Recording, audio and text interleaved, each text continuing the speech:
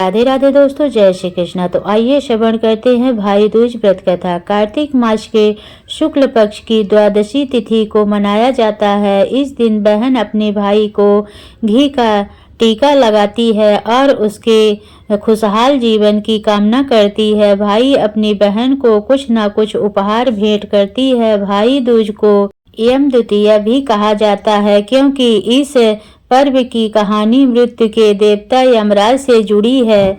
दूज की थाली कैसे तैयार करें? थाली में सिंदूर, फूल, साबुत चावल के कुछ दाने, चांदी का सिक्का, पान का पत्ता, सूखा नारियल या गोला, फूल माला, कलावा, मिठाई, दूब, घास और केला रखें और फिर इस तरह करें पूजा। बहनें सुबह जल्दी उठकर स्नान कर भगवान विष्णु और गणेश जी की आराधना करें।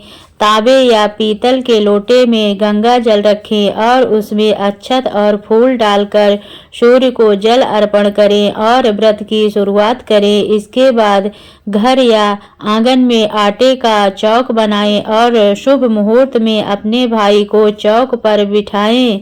सबसे पहले भाई के हाथों में पूजा करें। भाई के हाथों में सिंदूर और चावल का लेप लगाया जाता है। इसके बाद भाई के हाथों में पान के 5 पत्ते, सुपारी और चांदी का सिक्का रखा जाता है। फिर भाई के हाथ पर कलावा बांधा जाता है। बहन कलावा बांधते हुए भाई की दीर्घायु और खुशहाल जीवन की कामना के लिए मंत्र पढ़ती है। कहीं कहीं बहनें भाई के माथे पर तिलक लगाकर उनकी आरती उतारती हैं।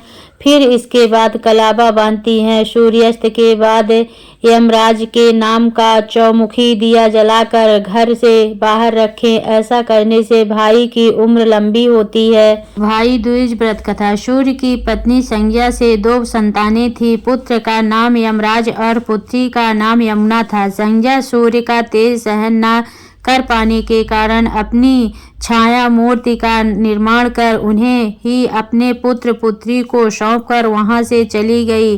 छाया को यम और यमुना से अत्यधिक लगाव नहीं था, लेकिन यमुना अपने भाई यमराज से बड़ा स्नेह करती थी। यमुना अपने भाई यमराज के यहाँ प्रायः जाती और उनके सुख दुख को बातें पूछती रहती थी।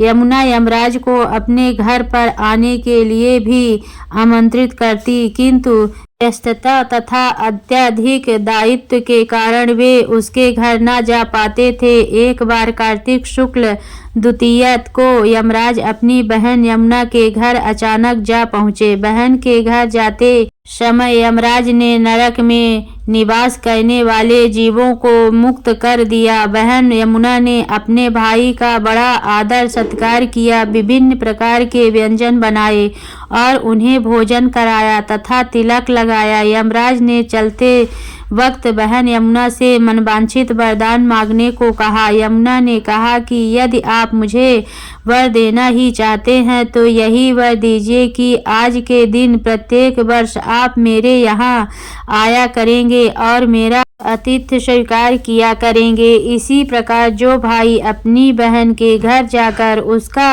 आतिथ्य स्वीकार करे तथा इस दिन जो बहन अपने भाई को टीका करके भोजन खिलाए, उसे आपका भय न रहे। इसी के साथ उन्होंने यह भी वरदान दिया कि यदि इस दिन भाई बहन यमुना नदी में डुबकी लगाएंगे तो वे यमराज के प्रकोप से बच पाएंगे। यमुना की प्रार्थना को यमराज ने स्वीकार कर लिया। तभी से इस दिन भाई दूज के नाम से मनाया जाता है।